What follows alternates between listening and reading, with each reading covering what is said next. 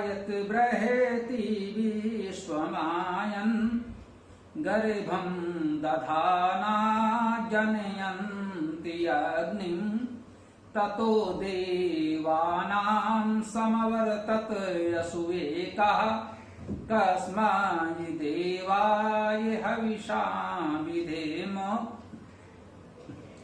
बृहद विश्व में व्याप्त जो एक स्वामी करे गर्भ धारण जनाय अग्नि को भी वही है महाज्योति सब देव गण का किस देव के हेतु धारें हविष्य हम देव के हेतु धारें हविष्य हम।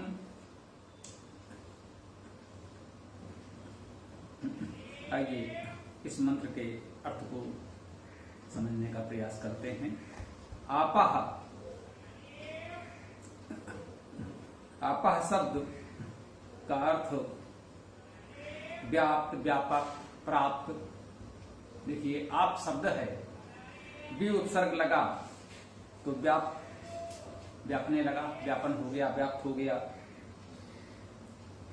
प्रा उपसर्ग लगा तो प्रापणे, प्राप्त हो गया।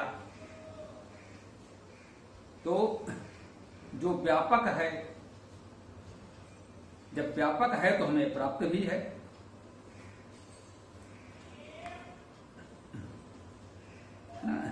अपपालने धातु भी है। आप धातु का अर्थ तो व्याप्त होना, प्राप्त होना आदि है। इसमें अप धातु भी मान सकते हैं। तो अप धातु का अर्थ है पालन करना। वह परमेश्वर सर्वत्र व्याप्त है, व्यापक है और सबका पालन करने वाला भी है। वह सर्वव्यापी है और सर्वपालक है। इस बात को इस आपः शब्द से कह दिया गया। आप धातु से भी और अप धातु से भी वह सर्वव्यापी परमेश्वर हम सब का पालक रक्षक है। यह भाव इस आपा शब्द से व्यक्त हुआ। हा निपात अव्यय है। वैदिक और संस्कृत भाषा में कुछ ऐसे एक वर्णी शब्द होते हैं, इनको हम लोग निपात कहते हैं। अव्यय ही होते हैं। अव्ययों में छोटे छोटे एक वर्णी पदों को, शब्दों को निपात कहते हैं। सामान्यतः इनका कोई विशेष अर्थ न मानते हुए भी ये माना जाता है कि उस बात पर एक प्रकार से बल दिया जाता है। जैसे हम लोग हिंदी में भी लोक भाषा, आर्य भाषा में ही आदि का प्रयोग करते हैं। आपः हर, वह परमेश्वर जो आप है, व्याप्त है, व्यापक है, प्राप्त है और सबका पालन करना है, करने वाला है। वह ही यत अर्थात जो सर्वनाम है। बृहति कहते हैं जो आपा सर्वव्यापी सर्वपालक परमेश्वर बृहति है। बृहति का क्या अर्थ है? बृह धातु का अर्थ है बढ़ना, वृद्धि करना और शब्द करना। बृह धातु के दो प्रमुख अर्थ हैं, वृद्धि और शब्द करना। वह परमेश्वर हम सबको वृद्धि देने वाला है, हम सबकी वृद्धि करने वाला है। वह अति सूक्ष्म सर्वव्यापी परमेश्वर दृश्यमान सृष्टि के रूप में अभिव्यक्त होता है। तो सामान्यतः हमें देखने में प्रतीत होता है कि अभिवृद्धि हो रही है, बढ़ रहा है। वह तो सदा सर्वदा एक रस सर्वव्यापक है, उसमें वृद्धि कहां से होगी? वह सृजन के रूप में अभिव्यक्त होता है, यही उसकी वृद्धि है। और इसको इस प्रकार से कहते हैं कि वह वृद्धि करने वाला है। हमारी जो सृष्टि है, जो सृजन है, हम सब हैं, हम सबकी वृद्धि करता है वो, इसी रूप में उसकी भी वृद्धि है। अन्यथा वह तो स्वभाव से ही स्वतः अनंत है, उसकी वृद्धि और ह्रास का तो कोई प्रश्न ही नहीं उठता। यहाँ वृद्धि से आशय हमारी वृद्धि करने से है, सृष्टि की वृद्धि करने से है। विश्वम अर्थात सब, विश्व का अर्थ है सब, सभी। इसी अर्थ में हम कहते हैं विश्व अर्थात सब कुछ, जिसमें सब कुछ आ जाता है उसको हम विश्व कहते हैं। शाब्दिक अर्थ है सब, सभी। विश्वम आयन, आयन शब्द भी इसी प्रकार से समझने योग्य है। आयन में भी शासन करना और शब्द करने का भाव निहित है, और गत्यर्थक तो है ही, आ उपसर्ग है और ई गतो धातु है। तो आ और ई से अगर कहेंगे तो आयन का अर्थ हुआ आने वाला, आते हुए। जब हम पुकारेंगे, उसका स्मरण करेंगे, तो उसकी दया, करुणा, कृपा हम तक आती है। ये उसके आने का भाव।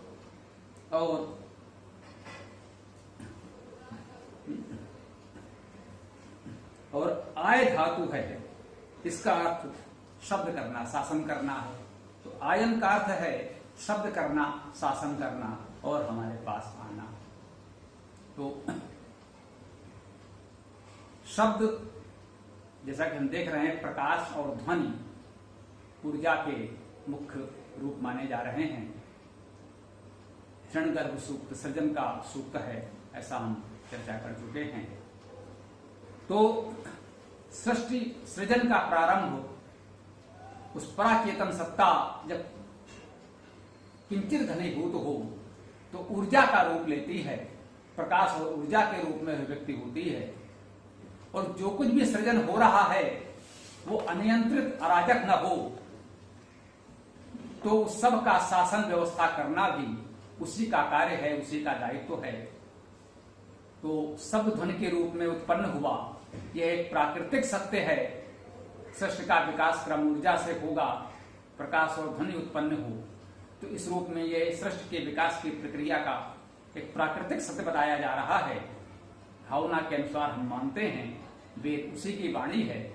वेद के रूप में उसने जो हमें शब्द स्वरूप दिया, शब्द राशि दी, मार्गदर्शन दिया, जिससे हमारा जीवन यापन सुचारू रूप से, समुचित रूप से चल सके, तो इस रूप में भी उसे शब्दकर्ता कहा जाता है। ऋषियों ने कहा है, परंतु प्राकृतिक रूप से तो वो सत्य है ही।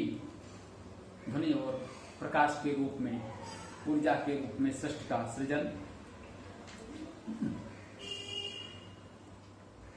आपो हजत बृहति विश्वमायन, वह सर्वव्यापी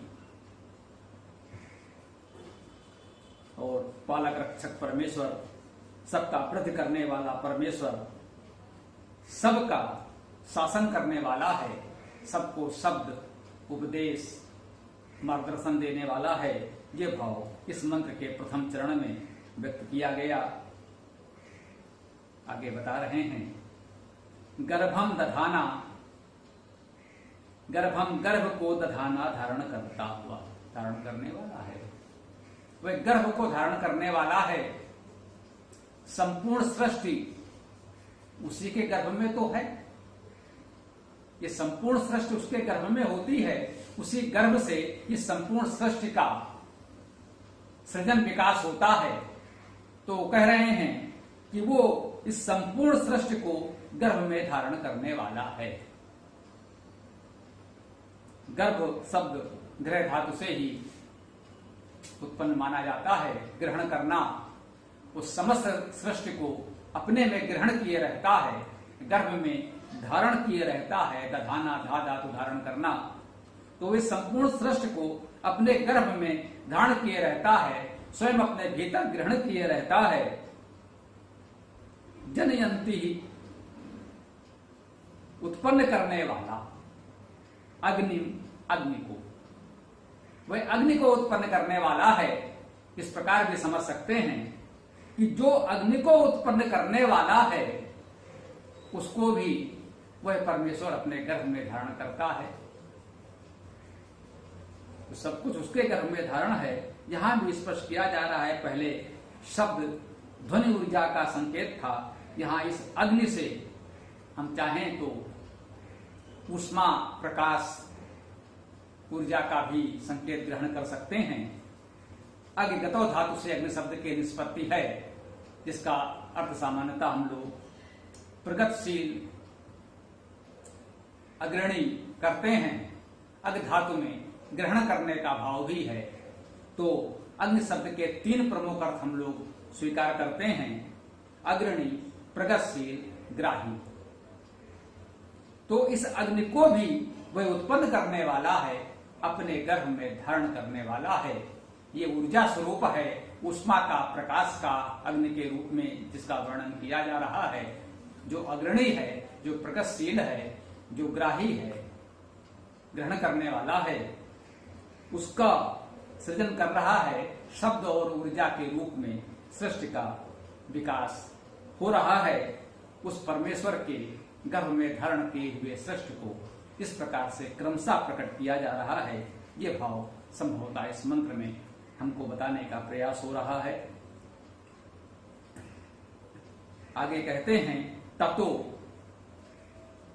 उससे, या अब इसके अनंतर एक बात और वो बताना चाह रहे हैं। ततो, जो ये बात अभी हमने जानी, उससे यह और स्पष्ट होता है, हम समझने का प्रयास करें। देवा नाम अर्थात देवों का, द्यु द्योतने धातु है, मुख्य अर्थ है प्रकाशमान होना। द्यु धातु के अनेक अर्थ हैं, अनेक गुण हैं जो देव शब्द में समाहित होते हैं। हम जिन्हें देव कहते हैं, मुख्य रूप से तो हम महादेव परमेश्वर को भी कहते हैं, और हम निवेदन करते हैं जो प्रकृति के ऐसे दिव्य तत्व हैं जो हमारे जीवन के लिए आवश्यक हैं, उनको भी हम देव कहते हैं। और जो समाज के अग्रणी, प्रगतिशील, मार्गदर्शक हैं, उनको भी हम देव कहते हैं। मुख्य अर्थ हमने देव शब्द का प्रकाशमान ही माना है। अनेक अर्थ हैं, उनमें प्रमुख है प्रकाश होना, दिव्यता होना, तेज होना। वो तेजस्वी प्रकाशमान है, उसे देव कहते हैं। यहां कहा है देवा नाम देवों का, देव बहुवचन है। परमात्मा वह परमेश्वर तो एक है, उसे जब देव कहते हैं तो एक वचन में होगा, क्योंकि वह तो एकमात्र देव है। यहां देवा नाम अर्थात देवों का, अनेक देव हैं, उसकी चर्चा हो रही है। वह परमात्मा तो एकमात्र देव है, सभी देवों का देव है, देवाधिदेव महादेव है। ये अनेक देव जो हैं, जैसा कि हमने कहा, जो प्रकृति के तत्व जिनसे हमारा जीवन उत्पन्न होता है, परिपालन होता है, सूर्य, वायु, जल, पृथ्वी, इन सबको हमने देव कहा है, क्योंकि हमारा जीवन इनसे उत्पन्न और संचालित है, इन पर निर्भर है। ऐसे अनेक प्राकृतिक तत्वों को वेद में देव कहा गया है, यह सत्य है। और जो समाज के अग्रणी, मार्गदर्शक, विद्वान सज्जन हैं, उनको भी देव कहा जाता है। तो इन सब देवा नाम, इन सब देवों का, इन सभी देवों को लक्ष्य करके कहा जा रहा है। ततो देवा नाम, अब उन सब देवों का सम अवर्तत, सम उपसर्ग है, सम्यक रूप से, अवर्तत वर्तमान था, वर्तमान होता है वो। ब्री व्रत धातु वर्तमान होना, वर्तमान शब्द इसी से बन रहा है, स्पष्ट दिख रहा है। तो ये क्रिया है, अवर्तत वर्तमान हुआ, सम्यक रूपेण वर्तमान हुआ, सम अवर्तत असुह एका। देवा नाम तो बहुवचन है, अनेक देवों की बात हो रही है, लेकिन इन सभी देवों का असुह एका, एकमात्र असुह अवर्तत वर्तमान था। ये देव तो अनेक हो सकते हैं, लेकिन देवों का देवाधिदेव, एकमात्र देव असुह उसे कहा गया है, वह एकमात्र असुह वर्तमान था। ये असुह क्या है? ये विसर्ग का रा हो जाता है तो असुर भी बोल देते हैं। ये विसर्ग का रा हलंत होता है, उसमें प्रत्यय लगने से वो असुर पूरा भी हो जाता है। और असु शब्द में रा दाने के अर्थ में भी रा प्रत्यय हो जाता है, तो भी असुर बन जाता है। ये असुर या असुह समानार्थी हैं। इसके लिए प्रयोग हो रहा है उस परमेश्वर के लिए। वेद में अनेक स्थानों पर असुर शब्द उस परमेश्वर के लिए आया है। यहां असु कहा जा रहा है, धातु अर्थ वही है, इसी अर्थ में असुर शब्द बनता है। अस धातु का अर्थ होना हम सब जानते हैं सहज भाव से, अस अर्थात होना। असु का अर्थ भी ले सकते हैं जो सदा सर्वदा है, विद्यमान है, जो अनादि है, अनंत है, वह असु, वह भी असु है या असुर है। परंतु अस एक और धातु है जिसका अर्थ होता है प्रकाश करना, प्रक्षेपण करना आदि। अनेकार्थी अस धातु और है। तो वहां पर प्रकाश रूप है, जहां पर भी उस प्रकाश रूप को महत्वपूर्ण माने। सृजन के क्रम में हमने शब्द की चर्चा की, अग्नि की चर्चा की, असु अर्थात प्रकाश की बात कर रहे हैं। असु एका, वह एकमात्र प्रकाश है, एकमात्र प्रकाशमान है देवा नाम सभी देवों का। देव हम उन्हीं को कहते हैं जो प्रकाशमान है। दिव्यते इति देवा, देव धातु द्योतने प्रकाशने अर्थ में प्रमुखता से प्रयोग होती है।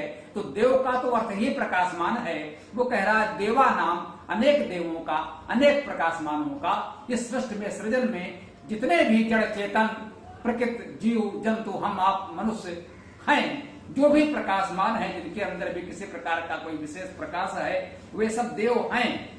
इन सब देवों का असु एका, एकमात्र प्रकाश, इन देवों का देव, इन प्रकाशमानों का प्रकाश वो एकमात्र है। वह एक परमेश्वर इन सब देवों का, प्रकाशमानों का भी प्रकाश है। यह बात इस मंत्र में कही गई। अंत में कस्मै देवाय हविषा विधेम, यही कहा जा रहा है कि जिस परमेश्वर में ये सब गुण सामर्थ्य हैं, उसके अतिरिक्त कस्मै, किसके लिए, देवाय, देव के लिए। यहां देव एक वचन में है, ये परमेश्वर के लिए है। असु एक वचन में है, असु एका, और एका शब्द कहते ही बता दिया गया, उस एक परमेश्वर की बात हो रही है। यहाँ कस्मै देवाय में भी देव एक वचन में है, यहाँ उस एक देव परमेश्वर की बात हो रही है। देवा नाम में हमने बहुवचन में अनेक देवों की बात की, देवाय एक वचन है, यहाँ उस एक परमेश्वर, एकमात्र देव की बात हो रही है।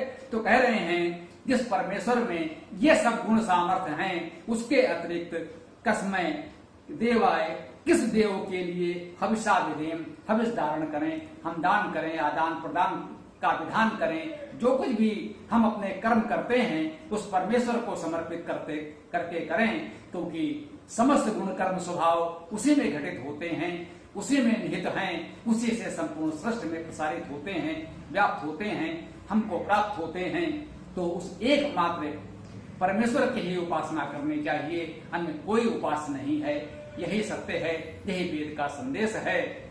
उपासना करो तो उस एकमात्र परमेश्वर की करो, अन्य अनेक लोगों की उपासना करने की कोई आवश्यकता नहीं है। इसके साथ ही आज के इस मंत्र की व्याख्या हम यहाँ विराम देते हैं।